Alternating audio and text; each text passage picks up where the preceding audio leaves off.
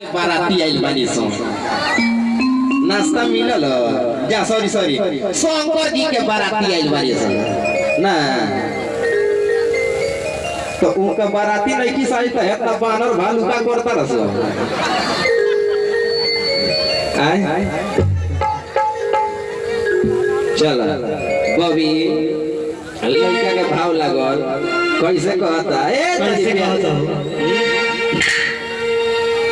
कि माटी के मूर्ति से हर ताकेली मुस्काई के गजबे रूप सुहावन लागे हमारा माई के गजबे रूप सुहावन लागे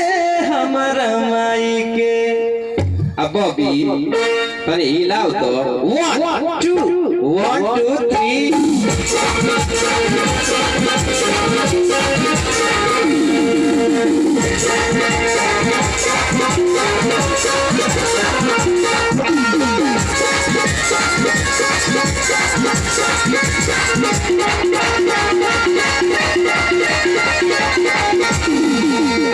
गलती हो गई हम कोनी पूजा करे के बता दाचिया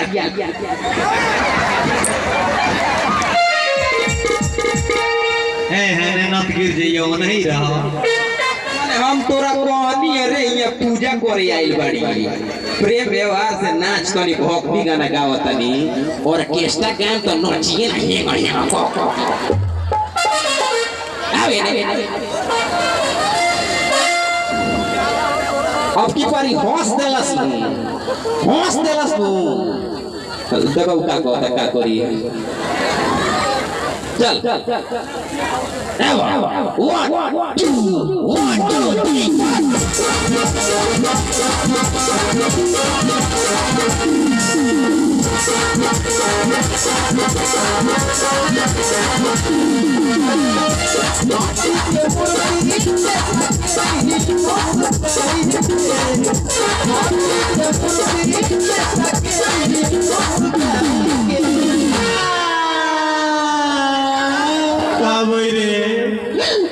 सही के बगल में हॉस्पिटल बा भैया हाँ साला हमनी के भोजपुरी भाषा खूब गजब के बा हाँ ओए चोचिया जाए भली अही मेरे से गड़बड़ाइल बा ओइसे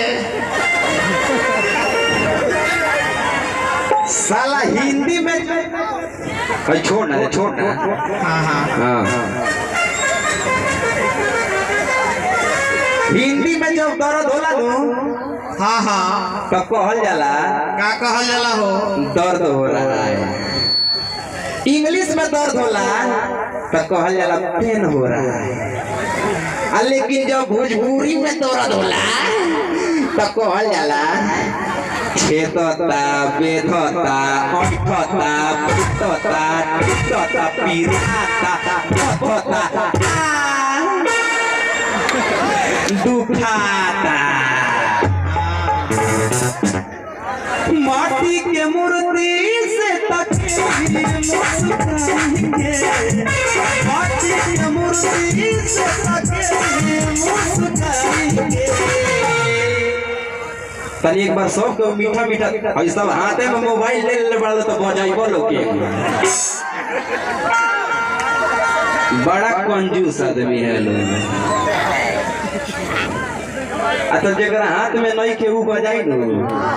और काका लोग बजाइए लोग हमार गार्जियन जे बैठल वो सब के बजाई नहीं देखो काका लोग हे लड़का से अगर कोनो गलती होई कुछ बोल दे तो पुलिस बुरा मत मानिए लोग कैसे कि रोगे लोग बेटा आई अभी सीखत है ठीक बा काहे कि एगो बात बा उ चूल्हा बेकार बा जौना में ताव ना होला उ पड़ोसी बेकार बा जौना में लगाव ना होला उ मेहरारू बेकार बिया जौना में छाव ना होला आउ कलाकारो बेकार बा जौना में भाव ना होला तो वही से भैया हो हिया छाव भाव ताव और लगाओ सब चीज कूट कूट के भरल है ना। तो ओइसे सबके मीठा मीठा ताली बजाई कैसे गजबे रूप सुहावना लागे